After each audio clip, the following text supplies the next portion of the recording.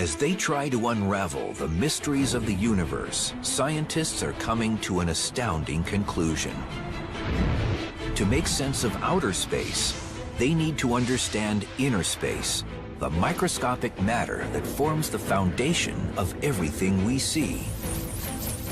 But shrinking down billions of times into the realm of atoms and subatomic particles takes us into a strange, unexplored world. When we descend into the microscopic world, we find that it's really weird, and indeed downright bizarre and unbelievable. The stuff in this universe is far smaller than anything we can see with a microscope, but it holds the key to the cosmos. We can only understand where we came from if we understand this crazy micro world. So let's go on a fantastic voyage into an uncharted world known as the microscopic universe.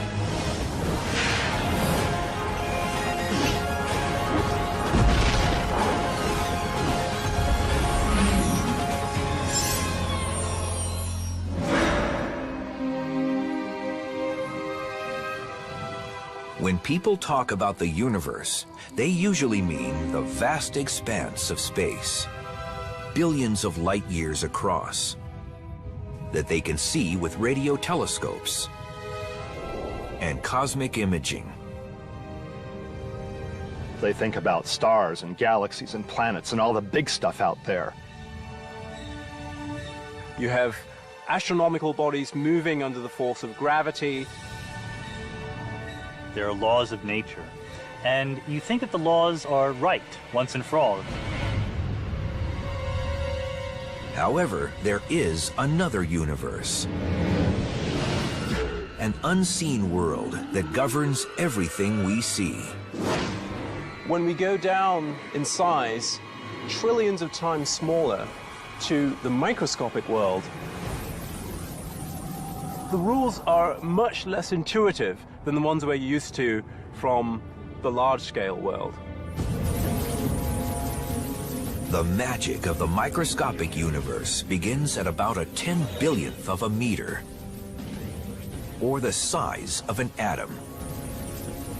Matter behaves so differently at this level that scientists have developed an entirely new set of rules to describe what's going on.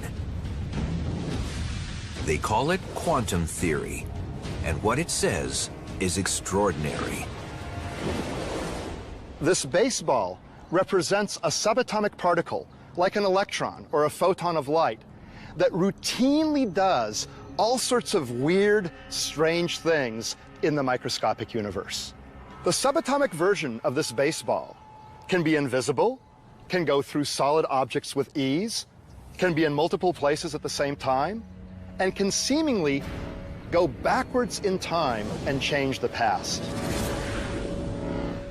This means I could throw this microscopic baseball to first base and to home plate at the same time, or change the seemingly predetermined outcome of a play while it's still going on. Now, this is the stuff of science fiction, but really, we know it to be true, or at least it appears to be true in our quantum world. We get all sorts of weird things happening. If scientists can understand how these weird things work, they'll be able to put them to use in our everyday world, revolutionizing modern computing and perhaps even allowing us to communicate across the cosmos instantly. The key to making these miracles come true is a process called quantum entanglement, and scientists are already harnessing this astounding discovery for both civilian and military purposes.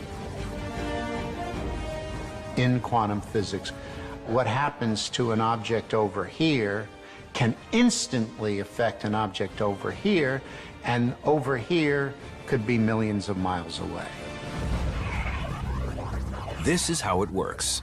When two subatomic particles interact, they can become entangled. That means their spin, position, or other properties become linked through a process unknown to modern science. If you then make a measurement of one of the particles, then that instantaneously determines what the behavior of the other particle should be. And when the experiment is done, it's found that indeed the other particle's quantum state is exactly determined once you've made a measurement of the partner particle's quantum state. That means if a scientist observes one entangled particle and forces it to spin clockwise, the other entangled particle will immediately start spinning in the opposite direction. That seems intriguing, but it's hardly earth-shattering until you consider that the two entangled particles can be separated by billions of light years. And still, the moment you observe one particle's spin, you've dictated the other particle's spin. That's weird, because it may suggest that information has traveled instantaneously, faster than the speed of light, from one particle to another. I don't understand it. I don't know that anyone does. Spooky action at a distance, as Einstein called it. Quantum entanglement is more than a curiosity of the microscopic world, because the effects of entangled particles can be seen and felt in our world.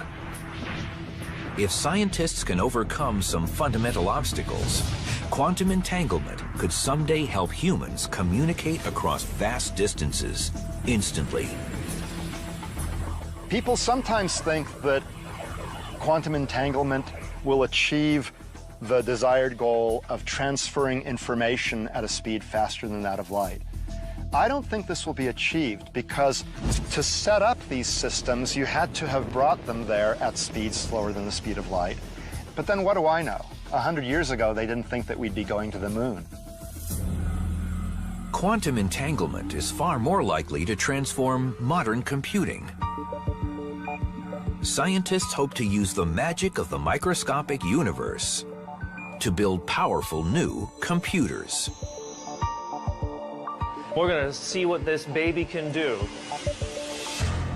At the Massachusetts Institute of Technology, Professor Seth Lloyd has helped create a prototype of a quantum computer which uses quantum bits rather than traditional computer bits to perform its calculations. This lab has the world's best superconducting quantum bit, or qubit, in it. And when we do quantum computations with qubits, we can have the quantum computer do multiple tasks simultaneously. It can do this, it can do that at the same time. It can add 2 plus 2, it can add 1 plus 3, and it can add those two things simultaneously. The fact that a single qubit can perform many calculations at the same time gives the quantum computer the potential to be far more powerful than any computer ever imagined. Like traditional computers in the 1950s, quantum computers are in their infancy today. The machines take up large rooms and can do only the most basic calculations. But they hold great promise for the future. Quantum physics is notoriously weird, strange, and counterintuitive. And so quantum computers use this weirdness to compute in ways that classical computers can't.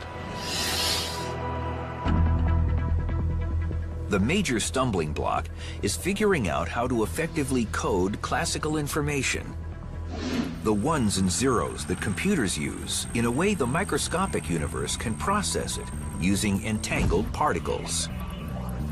But when scientists figure that out, quantum computers could transform the planet. Even if you have a quantum computer with not that very many bits, you might still be able to do things like break all the codes that people use to communicate on the internet. Or you could solve very difficult problems having gajillions of variables, like try to figure out what happened at the Big Bang. That may be hard to believe, but the microscopic universe gets even stranger. In fact, the most famous experiment in quantum physics shows how one object can be in two places at the same time. A result that startled the great Albert Einstein. As scientists explore the microscopic universe, they find it's governed by rules that are often incomprehensible to those of us in the normal world. At the smallest scales imaginable, not only does information appear to travel faster than the speed of light, But human observation often seems to decide what happens. It seems like the behavior of quantum mechanical stuff is different when we're looking at it than when we're not looking at it. This profound conclusion comes from performing the double hole experiment. Scientists first conducted this experiment a century ago, firing photons of light through a metal plate with two slits. The light that went through the holes hit a screen behind the plate. I'm going to demonstrate the results of this amazing experiment with a bunch of baseballs and a barrier that we've set up which has two holes in it. Now, normally in the everyday world, if I throw baseballs through one hole or the other, they'll form a predictable pattern on a screen that we've set up behind home plate. They'll be in one place or the other. Now, let's make that pattern with a whole bunch of baseballs. I'm going to use this pitching machine. Here's the first one. Let's see what happens.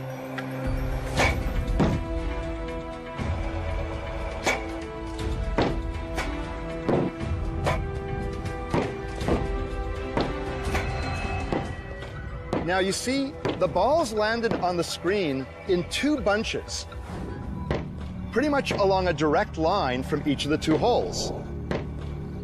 That's natural. That's what we expect. But when we descend into the microscopic universe and use electrons, which are 10 trillion times smaller than baseballs, we get a very different, odd result when we perform this experiment. A pattern that you would expect if these were waves going through both holes at the same time and interfering with themselves. Well, we usually think of electrons as being particles, so how can they exhibit wave-like properties? These test results were confounding. The electron was a particle before it was fired at the screen, yet it formed a pattern on the screen, as if this single electron had gone through both holes at the same time. Does a microscopic particle spontaneously clone itself in midair? After years of study, scientists still don't know exactly what's happening. Probably the most magical thing is that in quantum physics, an object can be in more than one place at the same time. It actually can sense both slits and actually go through and quantum mechanically feel the structure of both slits in the experiment. Most physicists agree that the math is quite solid and leads to solutions that are undeniable and can be confirmed with experimental measurements. But exactly what is happening and how is a matter of debate. To try to grasp this amazing experimental result, scientists decided to observe how individual electrons behaved when they went through the double slit. How exactly could a particle go through both holes at the same time? Scientists got a front row seat to observe the strange behavior of these electrons or other subatomic particles or even photons of light. Doesn't really matter as long as they're small. They didn't just look at where they landed on the screen back there. They also watched the behavior of the particles as they went through the holes. And then they saw something amazing.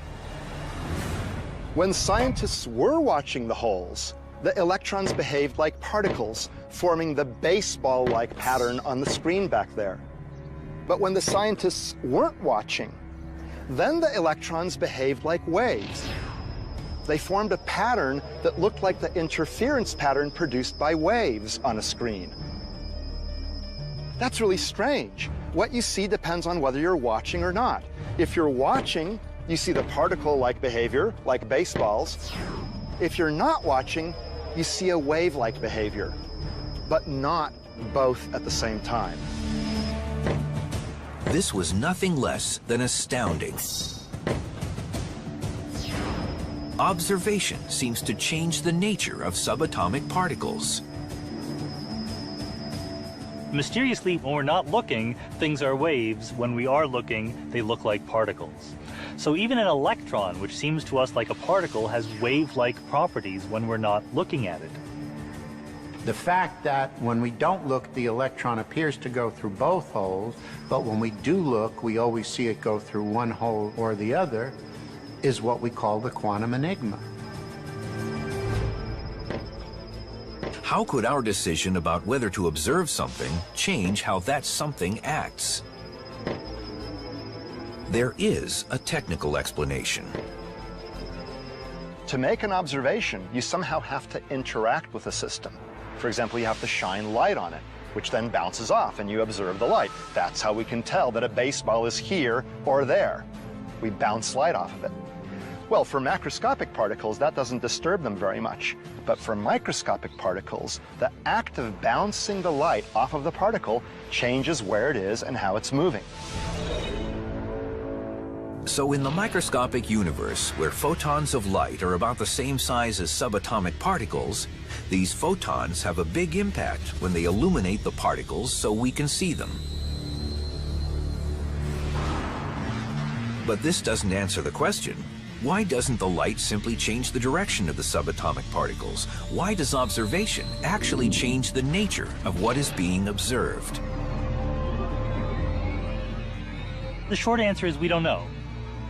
This is the fundamental mystery of quantum mechanics, the reason why quantum mechanics is difficult. Mysteriously, when we look at things, we see particles. That when we're not looking, things are waves. This is something we scientists have argued passionately about now for almost 100 years, and there's still no consensus. When they were first released a century ago, these test results were enough to unsettle the brightest mind in science. Einstein said, "I don't believe in quantum physics because I believe the moon is there even when I'm not looking at it." Einstein was, of course, referring to the implications of the theory that the moon really isn't anywhere until it's observed. However, the double hole experiment's mind-boggling conclusions don't end there. In recent years, technology has allowed scientists to perform a fascinating variation of the test. Its results call into question our perception of time itself. This is like a high-tech version of the double hole experiment. Electrons are being fired toward a barrier with two holes in it. But the scientists can delay their decision about whether to observe the electrons until after they've passed through the holes, but before they hit the screen. It's as though I'm on a baseball field, and there's a baseball being pitched toward the barrier with the holes in it. But my eyes are closed, so it goes through, and it behaves like a wave, but then at the last second before it hits the screen, I open my eyes and decide to observe it. At that moment, the electrons, in essence, become particles, and seemingly always were particles from the time they left the electron gun. So it's as though they went back in time to before they went through the holes and decided to go through one or the other, not through both as they would have had they been behaving like waves. That's really crazy. That's the enigma. That our choice of what experiment to do determines the prior state of the electron. Somehow or other, we've had an influence on it which appears to travel backwards in time. Scientists are only beginning to grasp what these microscopic mysteries mean for time travel and changing the past in our everyday world. But one thing is clear. The rules that govern this subatomic world hint at a universe that's just as mysterious as science fiction. In fact, quantum physics may suggest that reality is simply a figment of our imagination.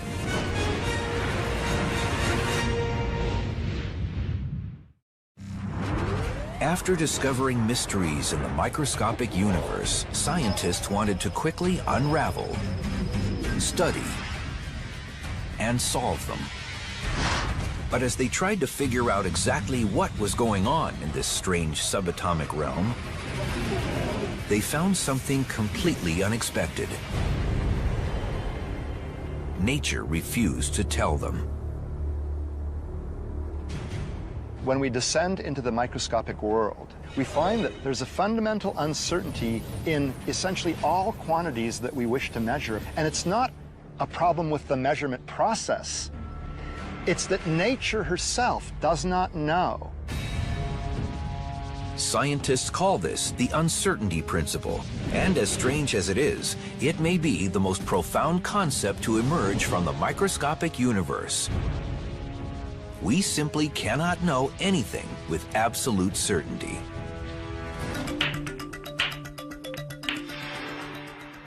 In our everyday world, we think we know a lot about the things around us. We can actually locate, for example, the position of this cue ball and strike it at a certain speed, which we know, and we can use that to collide it into other balls and go ahead and play a game of pool.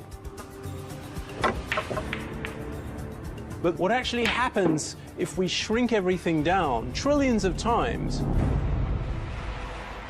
In that world, these pool balls are now actually like subatomic particles. In this microscopic realm, quantum physicists have found they simply cannot determine with any precision where these particles are located because of their wave-like qualities. And what's even stranger, if scientists try to box in a particle, it will always generate enough energy to break out of the box before its position and speed have been determined. The uncertainty principle says nature will not allow its fundamental elements to be boxed in. So because in the microscopic world, because particles will interact with a completely different set of rules, the rules of quantum physics, microscopic pool will be a completely different game.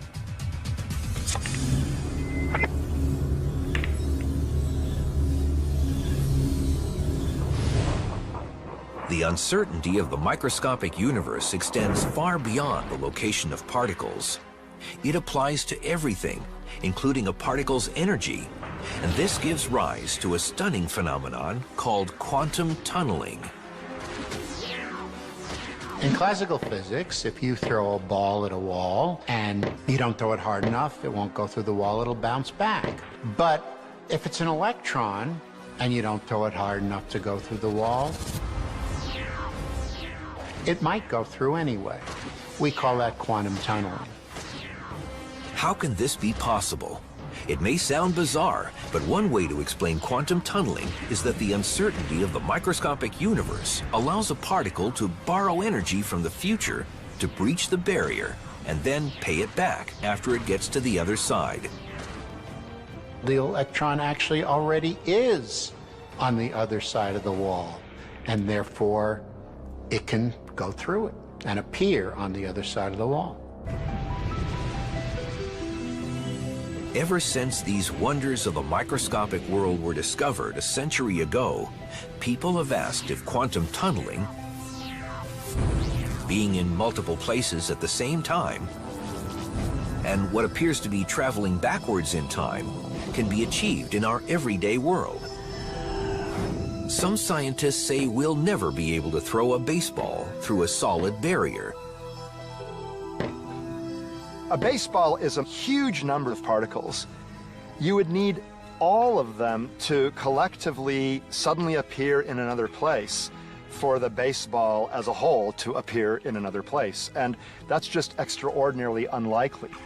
A single electron or a single proton can do this. But the bigger your particle, or the bigger the collection of particles, the more difficult that process of tunneling is. However, a growing number of physicists are developing a more outrageous theory for what's going on. We know that these tiny particles can be in two places at the same time.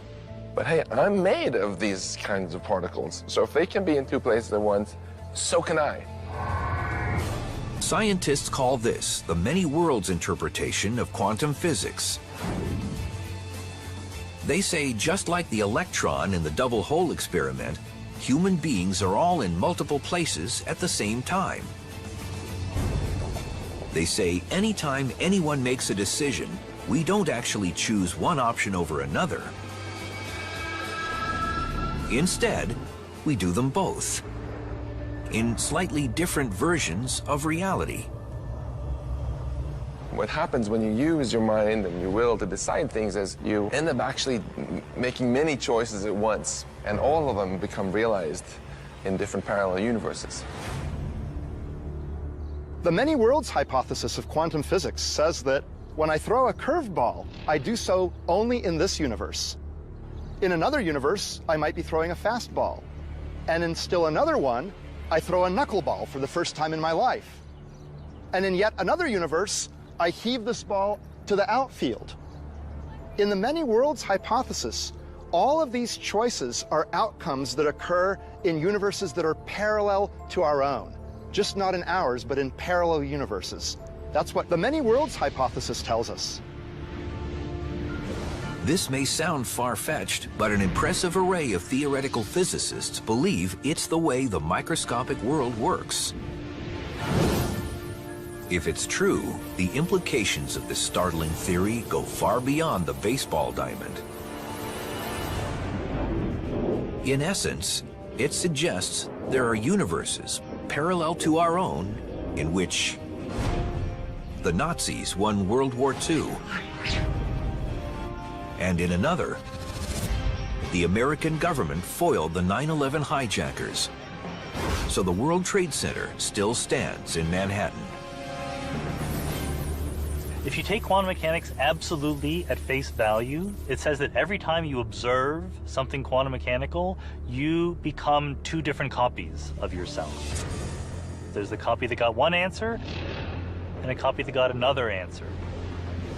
It just implies there's a huge number of other copies of you that saw slightly different things happen in the universe. These days, it's completely accepted that the microworld is weird. Many people had hoped that this weirdness could be confined to the microworld, so that big things like us would be immune to it and always be in a single place. But it's become clear now that that hope was naive. The weirdness can't be confined. The fascinating debate about the many worlds interpretation of quantum physics will rage until physicists finally solve the mysteries of the microscopic universe. However, some astronomers are concluding that we will never be able to fully explain any of these mysteries because, according to their calculations, the vast majority of matter holding the universe together exists in a higher dimension that we can never explore.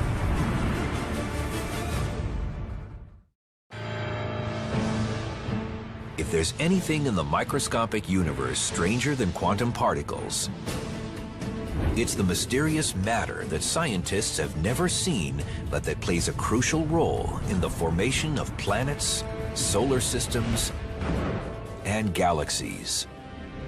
Astronomers know that there's all sorts of matter out there that exerts a gravitational influence, but that we can't see. We call that dark matter. I wouldn't exist if there weren't for dark matter, because dark matter has this nurturing force of bringing things together to form structure, to form galaxies, which are absolutely necessary for life. Dark matter makes up a staggering 85% of the gravitationally attractive stuff in the universe. If the dark matter is some kind of particle, then typically millions of dark matter particles will pass through me every second. But even though they know dark matter exists, astronomers have been confounded by a microscopic mystery. What is it? At first, they thought it was ordinary matter that, for some reason, they couldn't see. But what happened was astronomers went and took an inventory. We know how much ordinary matter there is in the universe. By ordinary matter, we basically mean atoms, things that are made out of protons, neutrons, and electrons, the elementary particles that go into making you, me, everything on Earth. and it just doesn't measure up. There's not nearly enough ordinary matter in the universe to make up the total. This conclusion was bizarre. How could most of the matter in the microscopic universe not be made of protons, neutrons, and electrons? It's been quite shocking to discover that these atoms actually make up just a small minority of all the stuff in the universe. There's 6 times more of an altogether different substance, which is invisible to us. It's interesting to think that science has brought us to the point where we realize not only are we not the center of the universe, we're not even made of the same stuff as the universe is made of for the most part. Most of the stuff in the universe is this dark matter, and it's some small particle beyond the reach of our direct detection. Some theoretical physicists speculated that dark matter might be made of neutrinos, tiny particles 1,000 times smaller than an electron that fit many of the known characteristics of dark matter. We know neutrinos exist, and they have mass, they contribute weight, so maybe we're done. But now it's turned out that they're not neutrinos. Most of the dark matter is probably not normal neutrinos because they travel very, very quickly. And they wipe out the formation of what's called large-scale structure, the clumping of material, on the scale of galaxies early in the universe's history. So it would be much harder to produce galaxies if the universe is filled with lots and lots of neutrinos zooming around. So the dark matter is not ordinary matter, it's not neutrinos, it's some wholly new kind of particle that we haven't detected yet. It has to be some sort of weird subatomic particle left over from the Big Bang when the universe was very hot and dense. A whole zoo of particles was created. Most of them annihilated or decayed into other particles, but some were left over, and they are what are thought to be the dark matter. But what could this exotic microscopic particle be? Since it's nothing known to science, astronomers proposed an entirely new particle that embodied all of dark matter's characteristics, and then began searching the universe for it. They call it a WIMP, a weakly interacting massive particle. One of the problems with the WIMP hypothesis is that we've never actually detected a WIMP in a laboratory. In fact, there's several experiments going on right this minute to look for WIMPs in underground laboratories, and you'd also like to make them in particle accelerators like the Large Hadron Collider in Geneva. So there's a multi-pronged attack to detect WIMPs directly if they're the right answer. If scientists find evidence of dark matter, will they also find evidence of another world of dark planets? Dark life forms, and a dark matter table of elements. I don't think they're like us in that the dark matter particles can form planets and so on, because if they could, then we would expect most of the planets in our solar system to actually be made of dark matter. But I think it's much more likely that the dark sector is many different kinds of particles that are much more complex than just one. However, modern science still has not found evidence of this mysterious microscopic material. And a growing number of scientists argue that's because it's not something else. It's somewhere else, like other dimensions. People have taken very seriously the idea that the dark matter comes from other dimensions or represents ordinary particles that are actually moving in the other dimensions. The thing about other dimensions are we don't see them, we don't interact with them very strongly, so they're a natural place to put the dark matter.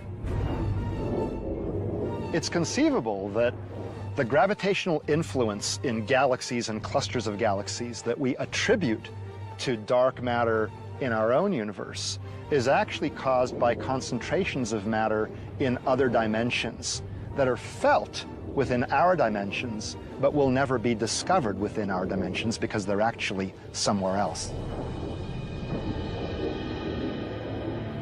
Whatever or wherever it is, many physicists are confident they'll eventually discover a complete solution to the dark matter mystery. Unless, they say, it simply exists at an incredibly small size, far smaller than humans have ever been able to explore.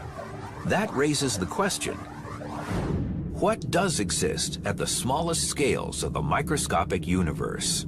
That's what viewer Jason L. from Houston, Texas wanted to ask the universe. Jason, I'm glad you asked that question. The smallest things in the universe are the fundamental subatomic particles, like electrons, or the quarks that make up protons and neutrons, or neutrinos. Now, all these particles are thought to be different vibrational modes of a little tiny entity called a string, a little tiny package of energy. And that, then, is the smallest thing from which everything else is made. Scientists have just started trying to explore strings and other incredibly small stuff in the microscopic universe. And what they've found offers tantalizing clues to a world beyond.